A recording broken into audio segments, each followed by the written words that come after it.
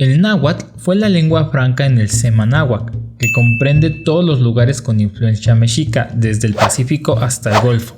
Pues, aunque había un gran número de diferentes culturas dentro de esa región, tales como mixtecos, totonacas, mazahuas, huaxtecos, estos no aprendían el náhuatl como su lengua materna, pues cada uno tenía y tiene su propia lengua, pero sí aprendían el náhuatl para comunicarse con los demás. A diferencia de lo que se piensa, los mexicas o mal llamados aztecas no fueron quienes transmitieron el náhuatl a los demás, pues este idioma ya se hablaba entre los pueblos circundantes del lago de Texcoco, cuando estos apenas iban llegando a la zona. Si te gustaría saber un poco más del tema, te recomiendo este video. Entonces, ¿de dónde viene el náhuatl? Si bien es un tema aún investigado y de constantes debates, pareciera ser que el náhuatl, tal como se conoce, viene de la época de Tolan, con la civilización tolteca, 600 años antes de la llegada de los europeos aproximadamente.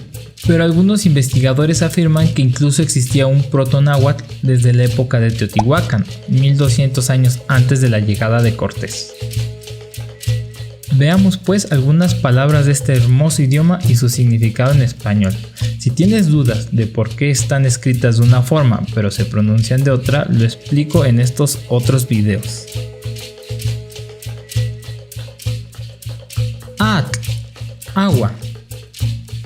Ejecatl, viento. Tlali, tierra. Tletl, fuego. Poctli, humo. Ilhuitl, parte iluminada del día. Tonatiu, sol. Yowaldi, parte oscura de un día. Mestli, luna. Tonali, día completo o destino. Amat, papel. Tototl, pájaro. Cuauhtli, águila. Huitzilin, colibrí. Papalotl, mariposa. Tochtli, conejo. Itzcuintli, perro. Coatl, serpiente. Azcatl, hormiga. Michin, pez.